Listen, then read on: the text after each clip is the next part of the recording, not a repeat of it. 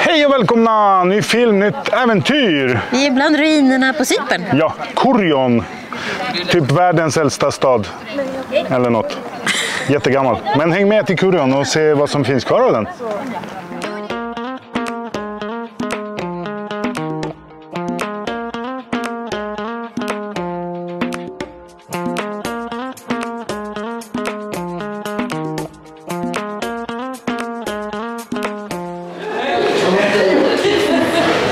Ja, så nu går vi in i...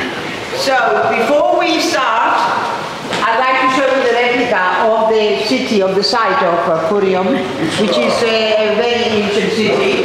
And the location where we are now. Well, actually this is a party place just outside where we are now, the white button you see. So, down there and down there, it's the House of Custodians we're about to see, with its beautiful mosaic floor, and it's a Roman theatre which we are also about to see. Of course, the excavations in Kourion started since the early British rule in the island in about 1935, and they have discovered this was here one of the because Kourion, I must say, it was a very large town with all the facilities of the Roman town and the Byzantine site of Kourion, one of the most ancient Greek cities in the world. According to the Greek historian Herodotus, Kourion was founded by the Mycenaeans that came from Mycenae in about the 14th century BC. But we know that Kourion was already inhabited since the late Neolithic period that makes about the 3rd millennium BC. The periods in different names, but Cyprus survived through the centuries because of copper. We still have the copper mines that we have up the mountains, and our copper is known as the best in the world in quality. It's the best. And also they used to export copper in the shape of an ingot. The ingot, the copper ingot, the weight of it was about 18 kilo. And so it was easy to export it because they used to put it in the ship, one on top of the other, so they could also give a balance to the ship. And that's how they exported the copper. And we had worshipped also the god of copper. And as we know, the Mycenaeans, when they came from Mycenae, from Peloponnese, because they were Greek, they introduced to the island the Greek language, the Greek civilization, the Greek culture, the Greek religion. So in ancient times, we also worship the ancient Greek gods. That's why we have also further up the temple of Apollo. And besides the 12 gods, we also worship Aphrodite in Cyprus. She's a purely Greek Cyprus goddess. Anyhow, after the Mycenaean, we had the Argives that came from Peloponnese, the Greeks. Then by the end of the Trojan War in 1184 BC, we had many Greek and Trojan heroes that came over here from Troy, and each one of them founded his own city kingdom.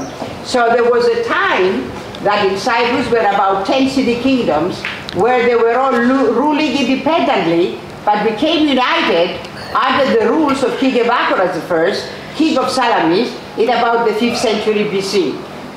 Among the last kings of Kourion here was Asinor and Pasikratos. It is said that when in about the 5th century BC, the Greeks, the Cypriots, revolted against the Persians, because at that time Cyprus was under the rule of the Persians. Because, you know, going back to history, we had so many conquerors in Cyprus. By the time we ousted one, the other came in. Yes. We had Phoenician, Assyrian, I'm talking about 8th century BC. Phoenician, Assyrian, Egyptian, Persians, Ptolemies, Romans, Byzantines, Richard the Lionheart, the Crusaders, the Venetians, the Ottomans, the British, 1960 independence, 1974 the Turkish invasion. What that means? Cyprus is so important, strategically, geographically. We are located in the Eastern Mediterranean. We're like a big window opening to the Middle East. We have been known as a crossroad joining the three worlds, South Africa, Asia Minor, Europe. And because, not only that, strategically, also in wealth, copper, iron. Och det är lite strid mot solen här. Jättefina bilder, men... Vi har en kvart på oss, sen kommer det vara mörkt här. Ja.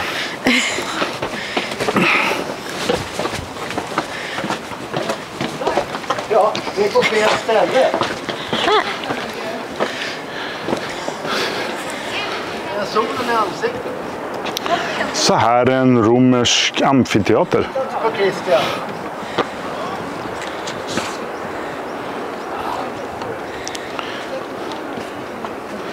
Ja, vi kanske också Ska borde gå ner på scenen. Vi kanske borde ha en bild på dig och mig också. Ja. Kanske vi har ett par fotografer med oss. Ja, precis. Någon kanske kan ta en bild. Nej, de är på fel ställe just nu. Jaha, på oss här nere menar du? Ja. Ja, vi kan ju försöka få några överhuvudtaget.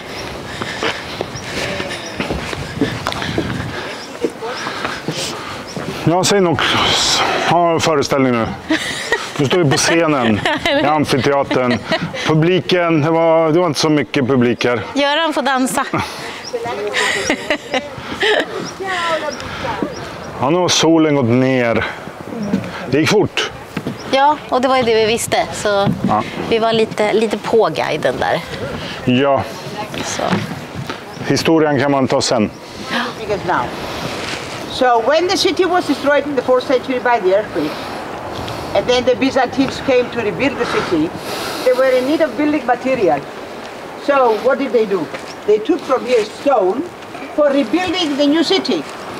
So that's why at the time of the excavations, 1939 and 1949, when we had here the Pennsylvania University for excavation, they found only the first 10 rows of seats.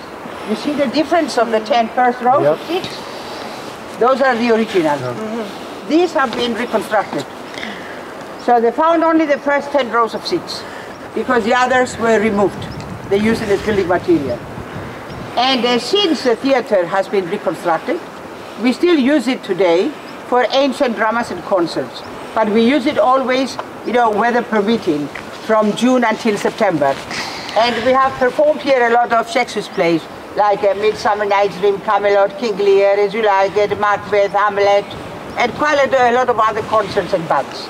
And a lot of ancient Greek tragedies have been performed. So, this what you see around, during the Roman times, was a private Roman villa, let's say. But later on, when the Byzantines came, they used it, but they used it as a recreation center.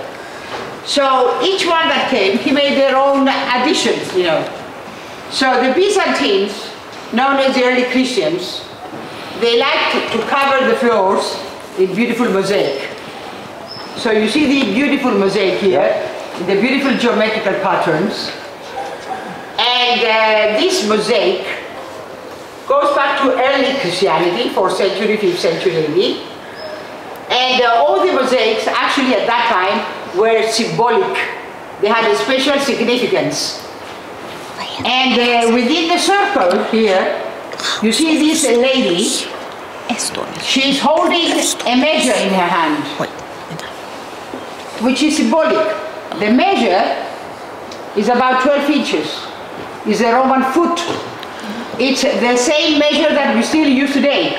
When we say 10 feet, 5 feet long, this is a measure. And it dates back to the early 4th and 5th century. We're talking about 1,700 years old. And on this side, at first the Romans, when they used it as a private villa, this was another room of the building, beautifully covered in mosaic. And look at the fantastic view. I want you to see this carefully. So, as we said, the mosaics being put here by the early Christians, they were all symbolic. The black bird, the symbol of past, of paganism. The white bird, the symbol of future. The fish, the symbol of Christianity. Fish in Greek is known as ichthys. It was easy to make, made by the early Christians to prove themselves that they were Christians.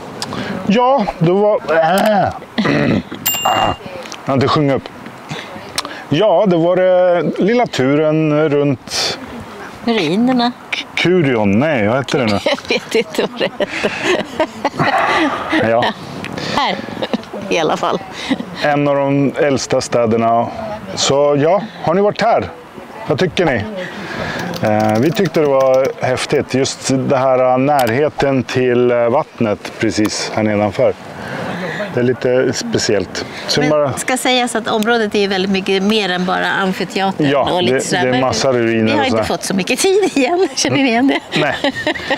Så vi kanske kommer tillbaks eller så. Ja. Men tack för att ni har tittat och så syns vi snart i en ny film. Hej då!